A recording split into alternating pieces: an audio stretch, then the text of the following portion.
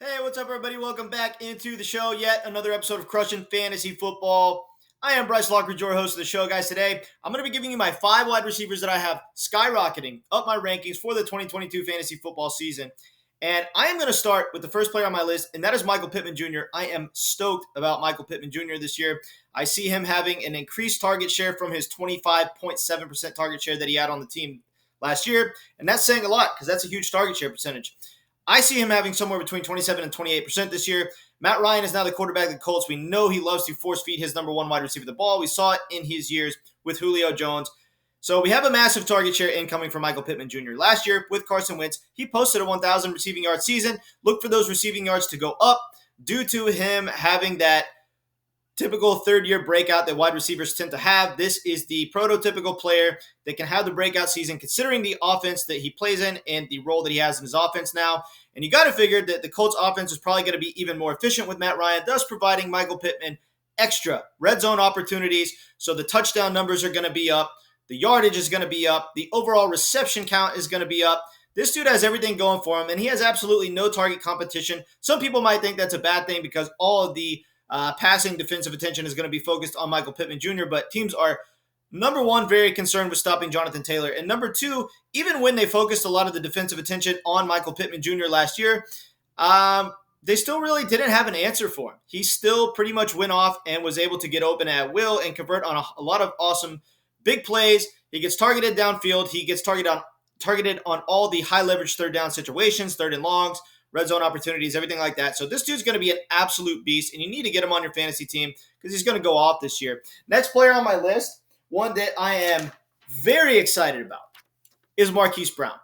Guys, a lot of people don't know this, but the Arizona Cardinals led the league in passing efficiency this past year, 69.44% completion percentage.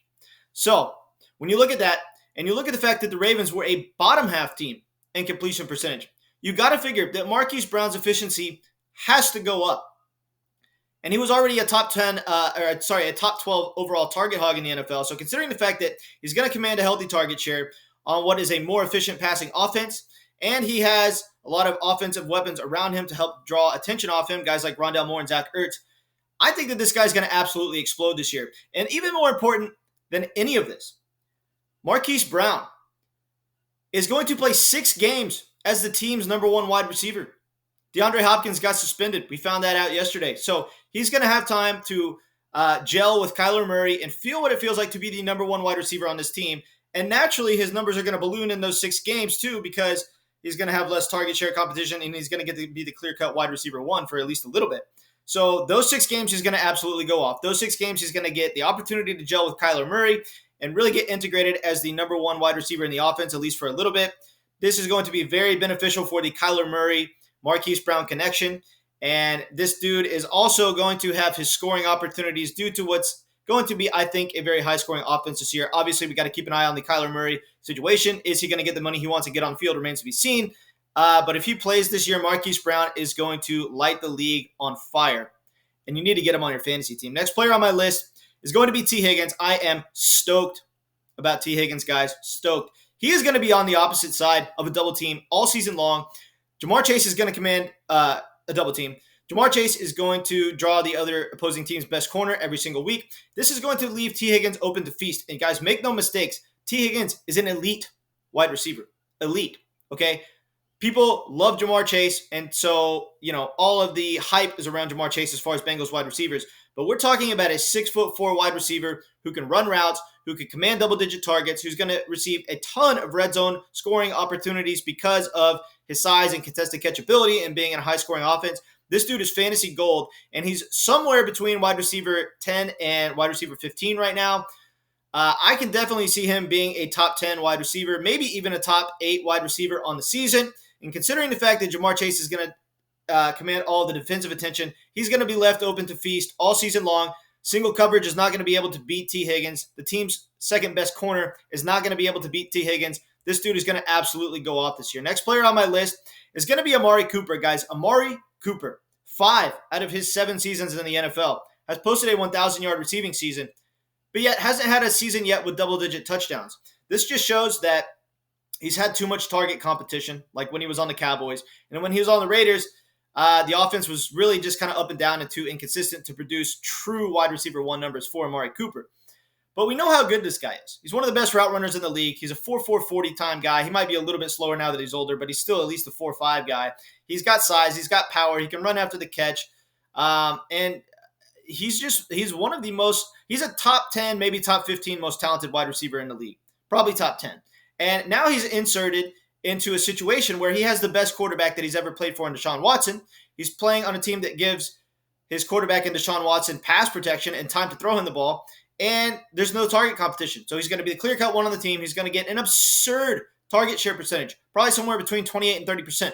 This is ridiculous. He's going to be one of the probably top 5 overall target hogs in the NFL. He's going to be a top 10, if not top 5 red zone target.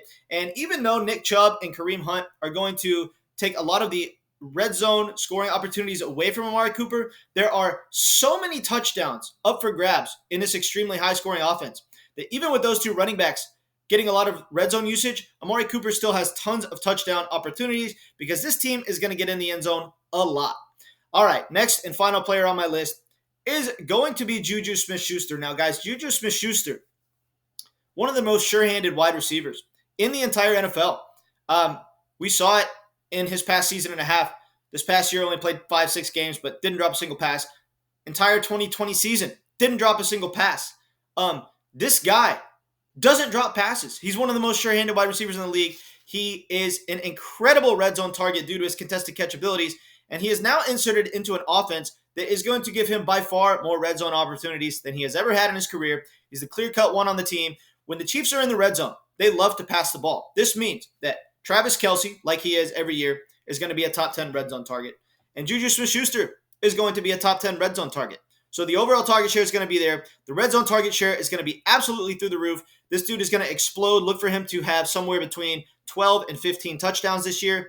And on top of that, he's probably going to average close to 7 receptions a game. He's got wide receivers on his team to help take the top off the defense like Marquette Valdez-Scantling and McCole Hardman. These guys are going to help keep the defense honest. So JuJu Smith-Schuster is going to be eating all season long underneath. And he's going to be an absolute PPR machine.